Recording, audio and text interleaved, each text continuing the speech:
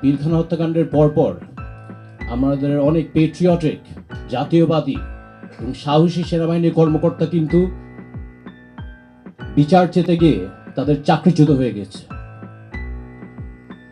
অনেক অফিসারদের কিন্তু জেলও হয়ে গেছে। দরবারে শত শত অফিসার আগের রেজিম চাকরি শেষ করে দিয়েছে, সবার অফিসারদের জীবন ধ্বংস করে দিয়েছে। যত দেশপ্রেমিক ন্যাশনালিস্টিক জাতীয়বাদী অফিসার ছিলেন, যারা আমাদের বিচারের জন্য যুদ্ধ করেছে, তাদেরকে আমরা বলবো তাদের অবদান আমরা কখনো ভুলবো না। আমরা চাই, যে কারণে সাকিব বলল, একটা ইন্ডিপেন্ডেন্ট কমিশন হোক, যেন এই ক্ষতিগ্রস্ত সেনাবাহিনী কর্মকর্তা যারা ন্যায় বিচার দাবি করতে গিয়ে তাদের চাকরি হারিয়েছে, তাদের জীবন ধ্বংস হয়ে গেছে, জেল খেটেছে, তাদের যেন ডু রিইনস্টেটমেন্ট থাকে এবং কম্পেনসেশন দেওয়া হয়।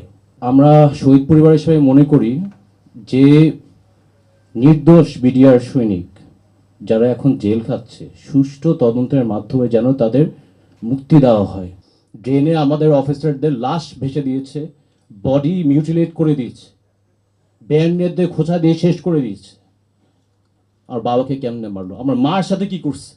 আসলে আমি সরাসরি বলে দিই, পৃথিবীর ইতিহাসে আমার মনে হয় না কোনো ইভেন্ট হয়েছে যেখানে একটা সিটিং প্রধানমন্ত্রী একটা বিদেশি রাষ্ট্রের সাথে ষড়যন্ত্র করে বাংলাদেশের রাজধানীর বুকে 57 সেনা অফিসার হত্যা করে।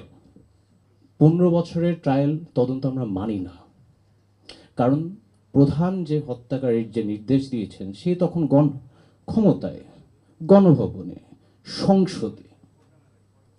খুনি কি আর নিজের বিচার করবে? মুখ বন্ধ করে দেখতে হয়েছে কেমনে সে তদন্ত ম্যানিপুলেট করলো, ট্রায়াল ম্যানিপুলেট করলো, ডাল ভাতের কথা বললো, ওই কথা বললো, নীরবতা পালন করে সহ্য করতে হয়েছে। আমরা সুষ্ঠু তদন্ত এখন দাবি করছি, সুষ্ঠু ট্রায়াল দাবি করছি। আকান সাহেবের মতো লোক না যে তদন্ত করে আওয়ামী লীগের নমিনেশন চেয়ে বসছে। এই হত্যাকাণ্ডের সাথে জড়িত শেখ হাসিনা, ফাজলে নূর তাপস, শেখ সেলিম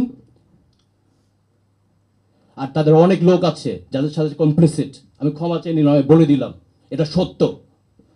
আর ওই নাটক সাজানো, এই রহস্যময় আমরা আর চাই না। সাবেক প্রধানমন্ত্রী এই সরাসরি এখানে জড়িত।